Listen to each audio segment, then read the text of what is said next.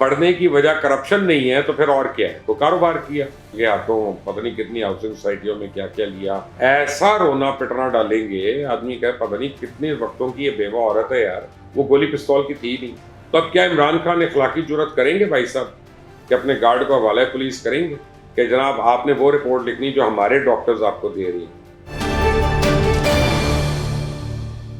السلام علیکم، آپ دیکھ رہے ہیں مبشر لقمان یوٹیوب چینل، میرا نام مبشر لقمان ہے۔ اور جب عمران خان کی حکومت آئی تھی تو ہم سب نے میں آپ کو ایکچولی بتا رہا ہوں کہ سیلیبریٹ کیا تھا۔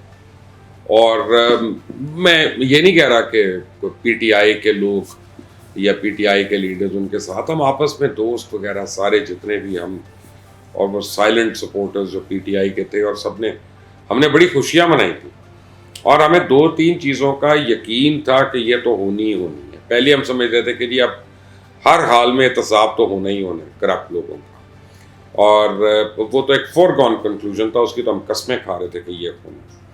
اور اس کے بعد ہم یہ سمجھتے تھے کہ اب صحیح لوگ صحیح جگہ پہ اپوائنٹ ہوں گے، اور جو ہے نا ملک ایک ترقی کی طرف نکل پڑے گا۔ اور ہم نے ایک موٹا حساب بنایا ہوا تھا کہ جی 200 کے قریب کی اپوائنٹمنٹس ہیں پاکستان میں، اگر 200 کے قریب آپ کے پاس صحیح لوگ ہوں اور آپ کی اپوائنٹمنٹس آپ صحیح کر لیں تو ملک رواں اور دواں ہو سکتا ہے۔ بالکل اچھا جی، یہ بھی ہو گیا۔ تو بات تیسری چیز یہ تھی کہ ہمیں یہ یقین تھا کہ ملک اب ترقی کرے گا اور ملک میں انصاف ہوگا، اور آج کے بعد کرپشن جو ہے وہ اس سے لوگ کانپیں گے۔ کرپشن کی ایسی یعنی بات ہوگی کہ کرپشن لوگ کانوں کو ہاتھ لگائیں گے کہ اب 2 نسل تک تو کم از کم کرپشن نہیں ہوگی۔ لیکن جب عمران خان کی حکومت آئی تو سب سے پہلے ہم نے دیکھا کہ میرٹ کی دھجیاں اڑائی گئی۔ اب دیکھیں عثمان بزدار کو دیکھ لیں، محمود خان کو دیکھ لیں، اعظم خان کو دیکھ لیں، وفاقی وزراء کو دیکھ لیں، کچھ صوبائی وزراء کو دیکھ لیں، ہر جگہ پہ آپ دیکھ لیں کن کن لوگوں کو کس طرح سے نوازا گیا، اور کون کون لوگ تھے جو ایک دم سے آ کے ان کے ساتھ شامل ہو گئے۔ وہ جو پتہ نہیں کتنے سال سے دوسری سائڈ پہ بیٹھ کے برائیاں کر رہے تھے عمران خان کے تحریک انصاف کی، خود ہم لوگوں کو کہتے تھے، برا بلا کہتے تھے کہ یہ اس سائڈ پہ ہیں، یہ ہے تو وہ آگے۔ لیکن جو سب سے بڑی بات ہوئی کہ ایک تو کرپشن کے اوپر کوئی ایکٹیویٹی نہیں ہوئی۔ اب عمران خان لاکھ کہے کہ جی میں نے کرپشن کو ختم کرنا تھا اور مجھے نیب میرے ہاتھ میں نہیں تھا، یہ وہ فیکٹ آف دا میٹر اس کہ ان کے اپنے ہاتھ میں جو ادارے تھے، جن میں نیب بھی تھا بائی دا وے، لیکن ایف آئی اے ہے، اینٹی کرپشن ہے، آئی بی ہے، اور ایسے ادارے ہیں، ان کو بھی نہیں استعمال کیا گیا۔ بلکہ جب ایف آئی اے نے اپنے اون پہ بھی کرپشن کی تحقیقات کرنا شروع کی، چاہے بی آر ٹی وہ جو تھا کے پی کے کا پشاور کا، اس کی کرپشن کے اوپر، تو عمران خان نے روک دیا اس کو، آ کے کورٹ میں بھی جا کے اس کو رکوا دیا۔ جب اپنے شوگر مافیا، شوگر کارٹیل کے اوپر تحقیقات ہوئیں، جس میں بڑا نام ہے کہ جی جہانگیر ترین ہے تو فلاں ہے تو فلاں ہے، تو اس میں خسرو بختیار کا بھی نام تھا، اس میں مونس علیہ کا بھی نام تھا، اس میں اور بھی ان کے لوگ تھے، ان کا نام تھا۔ اس کو فوراً بند کر دیا، اور کیا کہہ کے بند کیا کہ میں یعنی عمران خان اب خود ان چیزوں کی تحقیقات کر رہا ہوں اور میں خود فیصلہ کروں گا۔ تو آپ دیکھ لیں کہ وہ نہیں ہوا۔ اس سے اب آپ کو پتہ چل گیا کہ میرٹ کا اور کرپشن کا کیا حال ہوا۔ دوسری بات یہ ہے کہ اب جو ایک نئی رپورٹ آئی ہے اس کے مطابق کہ جو کچن کابینہ تھی عمران خان کی، ان لوگوں نے ان کے ذاتی اثاثوں میں ڈیورنگ دا گورنمنٹ یعنی وہ کئی 100 گنا کا اضافہ ہو گیا، کئی 100 گنا ان کا اضافہ ہو گیا، ان کی دولت میں، ان کے مال میں، ان کے اثاثہ جات میں، ان کی بیگمات کے، ان کے گھر والوں کے، ان کے بچوں کے، ہر چیز میں ہو گیا۔ اور خود عمران خان یہ کہتے تھے نا کہ جب گورنمنٹ میں آ کے اگر آپ کے اپنے اثاثے جو ہیں بڑھ جاتے ہیں تو وہ انتہائی کانفلکٹ آف انٹرسٹ ہے، اور آپ جو ہے چور ہیں، آپ کرپٹ ہیں، آپ پہ 2 نمبر ہیں، آپ پہ ڈاکو ہیں، پھر یہ ملک ترقی نہیں کر سکتا۔ کہ 2 قسم کے قوانین۔ اب جو تحقیقات آئی ہیں اس میں سب سے زیادہ کس کے بڑے، کئی لوگوں کے بڑے، لیکن سب سے اوپر کس کا نام آتا ہے؟ عمران خان کا اپنا نام آتا ہے کہ ان کے اثاثے جو ہیں اور ان کی جو ریونیو سٹریمز ہیں وہ کئی 100 گنا بڑھ گئی۔ عثمان بزدار، انہیں پنجاب کا کچھ کیا نہیں کیا، اپنی نسلیں اس نے سنوار لی۔ اس وقت شاہ محمود قریشی کتنے اصول پسند بنتے ہیں، کتنے اصولوں والی بات کرتے ہیں۔ خسرو بختیار، ہو سکتا ہے آپ میں سے کئی لوگوں کو ان کا پتہ بھی نہ ہو کہ وہ کون ہے اور ان کی کتنی ویلتھ ہو گئی ہے، کیا ہو گیا ہے۔ عمر ایوب، کہنے کو صدر ایوب کا پوتا، اور کہنے کو انگریزی بولتے ہیں تو ایسے بولتے ہیں it is a delightful weather and wonderful things. یہ اس طرح سے کر کے اڑ کے بات پھنس کے، لیکن کرپشن کھلے انداز میں ہو رہی ہے. یعنی آپ یہ دیکھیں کہ اثاثے کس طرح سے بڑھ رہے ہیں. اگر اثاثے بڑھنے کی وجہ کرپشن نہیں ہے تو پھر اور کیا ہے؟ کوئی کاروبار کیا تو حکومت میں رہتے ہوئے آپ نے کاروبار کیسے کر لیا؟ تو وہی الزام جو نواز شریف کے اوپر تھا آپ نے تو اس سے کئی زیادہ کر دیا. آپ نے جام کمال کا نام آ رہا ہے، فہمیدہ مرزا کا نام آ رہا ہے، اعظم سواتی کا نام آ رہا ہے، اپنے بھائی شیخو کا بھی نام آ رہا ہے، شیخ رشید کا، کہ انہوں نے بھی رنگے ہاتھوں پتہ نہیں کتنی ہاؤسنگ سوسائٹیوں میں کیا کیا لیا. اور جو راولپنڈی رنگ روڈ تھی اس کے اندر انہوں نے کیا گپلا کر دیا. ریلوے کی تو بات ہی نہ پوچھیں. 39 ممبرز ہیں عمران کے ارد گرد، خود عمران خان اس میں شامل ہیں، جن کا کئی سو گنا بڑھ گیا. اب اگر ان سے کوئی سوال کرے گا تو کہہ دیں گے کہ جی جمہوریت قتل ہو رہی ہے. آپ ان سے انکوائری کریں گے، کہیں گے ہم اس کو نہیں مانتے جی، ہم الیکشن کمیشن کو نہیں مانتے، کرپٹ ہے، ہم FIA کو نہیں مانتے، ہم GIT کو مسرت کرتے، ہم یہ کرتے. ایسا رونا پٹنا ڈالیں گے آدمی کہ پتہ نہیں کتنے وقتوں کی یہ بیوہ عورت ہے یار، کہ یعنی اس کا تو رونا ہی نہیں بند ہو رہا، کیونکہ اپنی کرپشن کو جو چھپانا.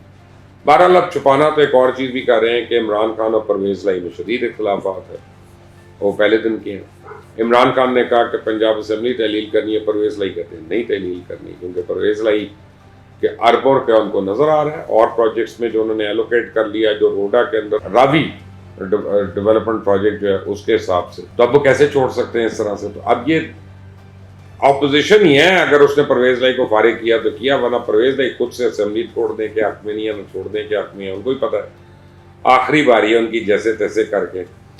اور عمران خان کے اپنے لوگ بھی نہیں چاہ رہے کہ اسمبلی کو ٹوٹے. آفٹر آل یعنی وہ کمائیاں کرنے کے لیے آئی ہیں، ایسے ہی تھوڑی چلے جائیں. لیکن عمران خان کے پول بڑے کھل رہے ہیں. اب دیکھیں نا وزیر آباد کے اندر جس گولی سے بتایا جاتا ہے کہ معظم بیچارہ ہلاک ہو گیا، وہ گولی پستول کی تھی نہیں، وہ گولی ایک SMG کی تھی. یعنی اب SMG کی گولی تھی اور وہ کنٹینر سے فائر ہوئی، تو اس کا مطلب وہ عمران خان کے اپنے گارڈ کے پاس تھی SMG، اور تو کسی کے پاس نہیں تھی.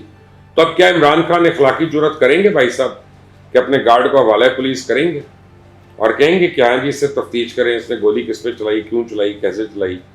اور عمران خان کے اپنے کنٹینر سے اسی بندوق کے گولیوں کے 2 خول ملے ہیں، یعنی وہ SMG کی گولیاں جو ہیں، تو وہ اس کا تو فائر ہی وہاں سے ہوئی ہیں، تبھی تو خالی خول بھی وہاں پہ گرے ہوئے. یہ تو نہیں نا کہ 40 گز دور کسی نے فائر کیا، اس کا خول وہاں سے اٹھا کے اس نے پھر کنٹینر کے اوپر رکھ دیا. یہ لو جی، تو کنفرم تو ہو گیا کہ گولی کنٹینر سے چلی. اب عمران خان کو صرف الزام لگانا آتے ہیں، ذرا آئے نا فیس کرے نا اس پہ. خود اس کی وجہ سے تفتیش جو ہے وہ بہت کمزور پڑ گئی ہے. آپ دیکھیں اپنا میڈیکل لیگل اس نے لوکل گورنمنٹ ہاسپٹل میں کروایا ہی نہیں. وہاں کیا اس نے راستے میں گجرانوالہ میں نہیں کروایا، وہاں کیا اس نے لاہور میں آ کے گورنمنٹ ہاسپٹل میں نہیں کروایا. پھر اس شوکت خانم کے اندر وہ جب جنا ہاسپٹل کی ٹیمیں آئی تھیں تو انہوں نے ان کو یہ کہہ دیا کہ جناب آپ نے وہ رپورٹ لکھنی جو ہمارے ڈاکٹرز آپ کو دے رہی ہیں. تو آبویسلی میڈیکل لیگل تو اس طرح نہیں ہو سکتی. میڈیکل آفیسر گورنمنٹ کا ہوتا ہے، جس سے کرنا ہوتا ہے، مجسٹریٹ اس کے ساتھ ہوتا ہے، اس طرح سے میڈیکل لیگل جو ہے وہ کمپائل ہوتی ہے. تو سارا کرا کے، اور وہ جن کو جنمن گولی لگی تھی احمد چٹھا کو، وہ تو پھر رہے ہیں ماشاءاللہ، اللہ کا کرم ہے، خود صحتیاب ہو گئے ہیں. عمران خان جس کو پتہ نہیں لگی نہیں لگی، وہ ابھی تک پلاسٹر کے اندر پھر رہا ہے. تو FIR جو تھی وہ 4 روز کے بعد درج ہوئی جیسی بھی تھی، اور ملزم جو نوید تھا اس کے پاس سے جو اسلحہ برآمد ہوا اس کی FIR بھی کئی دن کے بعد درج ہوئی. تو لگتا یہ ہے کہ عمران خان نے اور اس کے حواریوں نے اپنی تیزیوں میں اپنا کیس خود کمزور کر لیا. اب وہ کسیانی بلی کھمبا نوچے کے مترادف وہ آ کے لمبی لمبی ٹاکس دے رہے ہیں ٹی وی کے اوپر، اچکن پہن کے کالے رنگ کی. تو بہرحال لیکن ان کو جو ایڈوانٹیج ہو رہی ہے وہ یہ ہے کہ آج کل مفتاح اسماعیل ان کی بڑی تعریف کر رہے ہیں، اور مفتاح اسماعیل کہہ رہے ہیں کہ جی عمران خان پالیٹیشین بہت اچھے ہیں، پالیسیز ٹھیک نہیں تھی.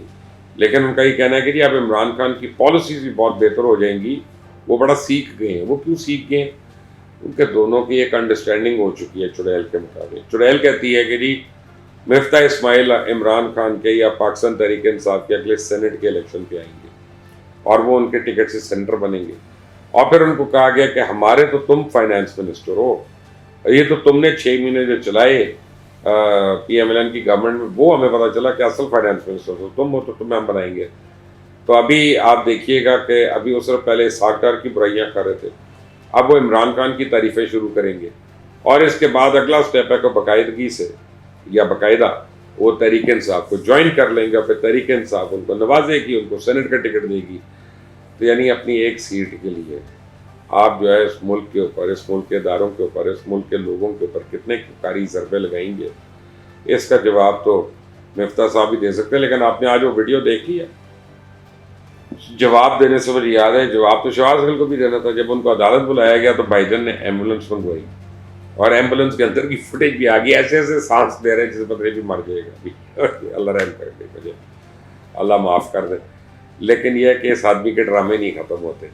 وہ کہہ رہا ہے آپ کی لگتا ہے طبیعت خراب ہے، ہاں ہاں ہاں ہاں ہاں، کمال ہے. اور آگے پیچھے پریس کانفرنسز سنیں، دھمکیاں دینے کا وقت جب آتا ہے وہ سنیں، اور رندہ پھیر جائیں گے. نو میری کمرہ اس طرح دی کمر نہیں ہے جس طرح تہاڈی نازک جی کمرہ ہے نے، اوے تو ہے تے او کیا ہو گیا، کیوں مذاق کرنا چاہیے.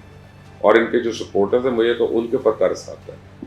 تو ان بیچاروں کو دیکھتے بھی ہیں، لیکن وہ بیچارے ان کی سپورٹ میں اتنا اپنا مجبور ہو گئے ہیں کہ وہ کچھ کہہ ہی نہیں سکتے. لیکن جو کہہ سکتے ہیں لوگ، ان میں اداکارہ کبریٰ خان ہے. انہوں نے سندھ ہائی کورٹ کو رجوع کیا اور عدیل راجہ کے خلاف انہوں نے کہا کہ ایک یوٹیوبر ہے، اس نے میرے خلاف یہ بے بنیاد الزامات لگائے اور اس کو روکا جائے اور اس کو سزا دی جائے.